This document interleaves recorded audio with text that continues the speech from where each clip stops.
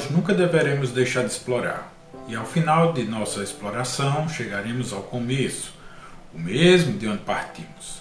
E então, verdadeiramente, conheceremos o lugar pela primeira vez.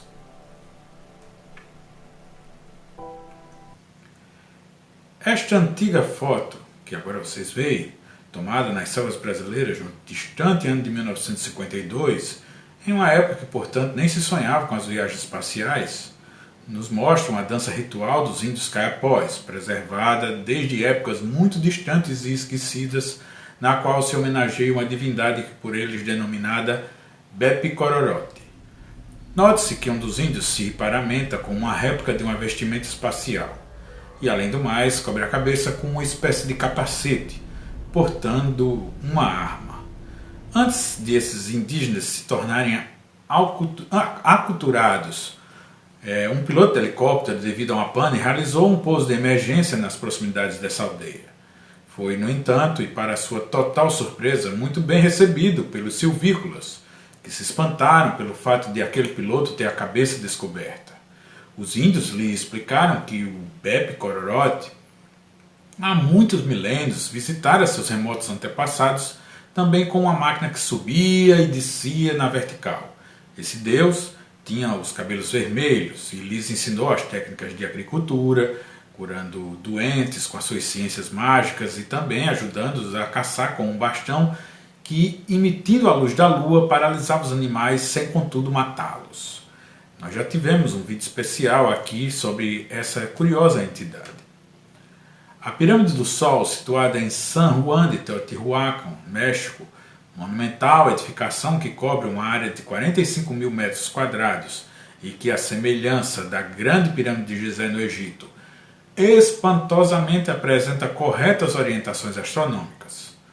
Trata-se de uma obra originária de uma desconhecida e muito antiga civilização, uma vez que os conquistadores espanhóis ouviram dos astecas que ela já existia muito antes de sua civilização surgir.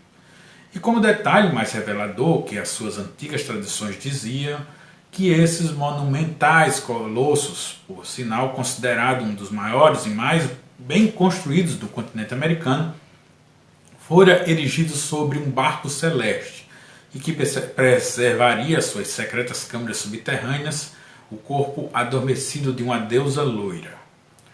Aliás, conforme já vimos por diversas vezes nas páginas de nosso site e de outros, que por sinal nunca é demasiado relembrar, a Alemanha nazista também teve os seus Bepi-Cororotes, porém bem ao contrário do original, que era benéfico. Aqui nessa foto podemos ver mais um choque de tecnologias ao compararmos o que havia de mais moderno na época da Segunda Guerra Mundial, 1939 a 1945, como por exemplo o avião de caça inglês Spitfire, um mero teco-teco, e ao seu lado a temível bomba voadora alemã V2, na verdade um míssil balístico que em nada fica devendo aos similares mais modernos desse nosso ano. A V2, numa assombrosa proeza para a época, transportava 1 tonelada de explosivos na sua ogiva, além de alcançar a estupenda velocidade de 5.800 km por hora. É certo que os nazistas obtiveram ajuda alienígena? Bom, houve projetos desenvolvidos bem fantásticos, aliás, todos eles devidamente copiados e ainda hoje empregados pelas grandes potências mundiais da atualidade.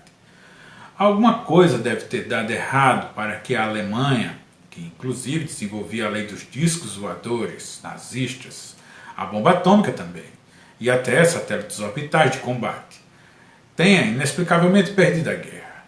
Com tamanha e, além de tudo, avançadíssima tecnologia, aquele país poderia facilmente ter dominado todo o planeta e, conforme tinha conhecimento os dirigentes das forças aliadas, não haveria defesa alguma contra ela. Não se sabe, contudo, o que exatamente teria ocorrido nos sempre silenciosos bastidores da verdadeira história, mas certamente houve uma outra interferência muito mais forte, sobretudo não identificada, que veio a frustrar os planos da sinistra aliança Alemanha e alienígenas. A opinião pública sempre desejou satisfações, e notadamente o cumprimento dos seus anseios de vingança contra os déspotas e os tiranos que sempre a assolaram.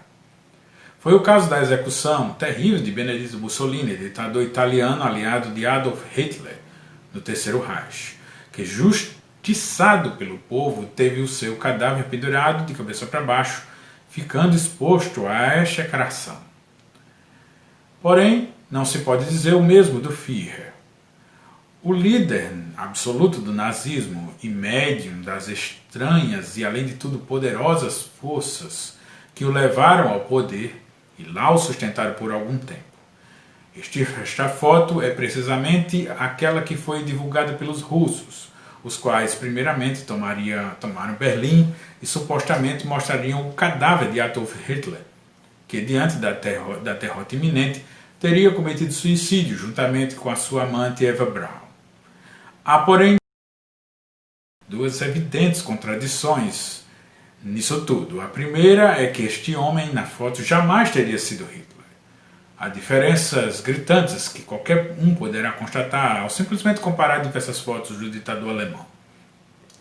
Em segundo lugar, os aliados divulgaram para a história que antes de cometer o suicídio ritual, ambos determinaram que os fiéis guardiães da SS ateassem fogo aos seus corpos, os quais teriam sido encontrados carbonizados. E este cadáver na foto de maneira alguma parece estar carbonizado. Só restam duas alternativas. Talvez para dar uma satisfação à opinião pública e ao grande clamor mundial, uma vez que o ditador não teria sido localizado, montou-se essa farsa. A segunda hipótese é, todavia, aquela mais lógica. Hitler e os altos dirigentes do nazismo teriam fugido antes da queda de Berlim, deixando cadáveres carbonizados de sósias para iludir as forças aliadas. Naquela época, não existiam ainda os exames de DNA e em um cadáver carbonizado somente é possível identificação através de arcada dentária, o que não foi feito. Ou se foi, tal resultado jamais teria sido divulgado. Aliás, todas as evidências indicam que existe mesmo uma certa raça malévola dos tripulantes de OVNI que tem um grande interesse em destruir a nossa civilização, muito possivelmente para se apoderar da Terra, um verdadeiro paraíso, infelizmente tão desprezado e maltratado por nós mesmos. Nada mesmo impede que certas criaturas, tal como nos falam os relatos bíblicos sobre a tentação da serpente, de tempos em tempos se aliem com algumas nações, fornecendo tecnologia e assim estimulando nos bastidores, e graças à nossa estupidez, o nosso próprio fim. Arthur Pelletti, um brasileiro sequestrado para fazer exames pelos tripulantes de alienígenas no estado do Rio Grande do Sul, ouviu de um deles precisamente isto: chegamos à conclusão que vocês não suportarão por durante muito tempo a curiosidade de ver o estrago que fazem todas as suas armas. E quando isso acontecer, não poderão escapar dessa devastação, porque com poucas bombas daquelas, entre parênteses nucleares, contaminarão todo o globo que habita. Isso acontecido, poderemos apoderar-nos tranquilamente do seu globo terrestre, porque os poucos que restarem não serão resistência para nós. Aliás, seria inútil tentar, quando a contaminação radioativa dessas armas para nós não constitui problema, por outro lado, por vocês, seria o fim. Não entraremos em ação antes da guerra acabar.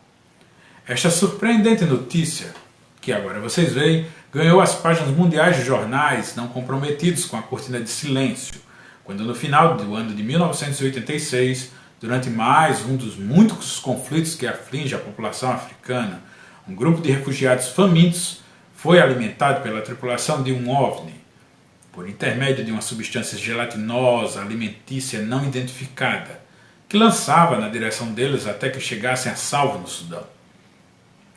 Essa espantosa analogia moderna com o famoso maná dos remotos tempos bíblicos nos mostra que, felizmente, nem tudo está perdido com relação a alguns tipos de OVNI, precisamente aqueles que não são hostis e os respectivos tripulantes, que provaram ser criaturas dotadas de compaixão e sentimentos, diferentemente daqueles outros que aqui praticam verdadeiras barbáries e as mais diversas atrocidades para com os seres humanos com quem tem contatos. Aliás, um ufólogo se sabe que em suas pesquisas sempre pode encontrar uma rivalidade entre diversos tipos de OVNIs e seus desconhecidos tripulantes. Já foram inclusive presenciados verdadeiros combates entre eles.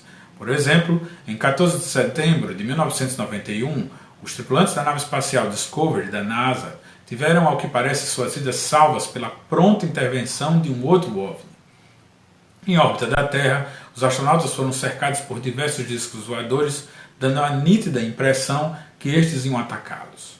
Repentinamente surgiu uma nave discoide, porém de formato diferente das outras, e disparou contra eles uma espécie de raio de altíssima intensidade que os fizeram manobrar em ângulos críticos e se evadir com altíssima velocidade rumo aos confins do espaço sideral. O próprio caso Roswell, ocorrido em 1947, teve uma circunstância bastante estranha e que todavia pouco divulgada.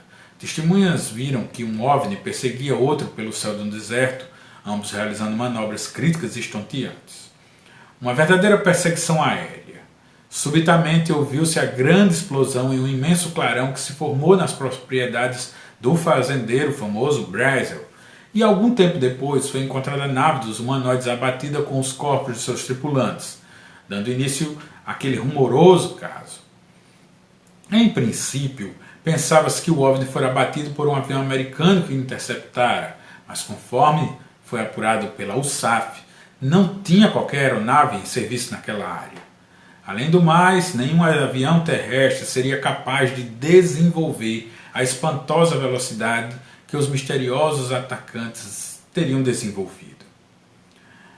Então, diante disso tudo, estaremos frente a frente com apenas duas alternativas. A primeira é que seríamos, segundo dizem as mais antigas tradições, verdadeiramente velados e protegidos por irmãos mais evoluídos, os quais nos manteriam sob vigilância, defendendo-os de vários perigos que desconhecemos. A segunda, muito pior, é que nossa Terra, um oásis maravilhoso, como já dissemos, esteja sempre disputada por várias raças diferentes, todas elas cobiçando-a e, portanto, visando a um dia tomá-la para si. O estonteante fenômeno OVNI talvez ainda continue muito tempo sem as devidas respostas. Portanto, aos poucos homens sábios, racionais e lúcidos que felizmente ainda existem por aqui, caberá apenas orar e vigiar. Orar para que a primeira hipótese seja correta e que um dia possamos nos redimir, finalmente reencontrando e estendendo as mãos para os nossos irmãos cósmicos verdadeiros e preceptores. Ou então, no caso da segunda hipótese ser a correta, vigiar, pedindo ao Deus verdadeiro, Mestre Supremo do Universo, que derrame sua infinita compaixão sobre a nossa desmiolada humanidade.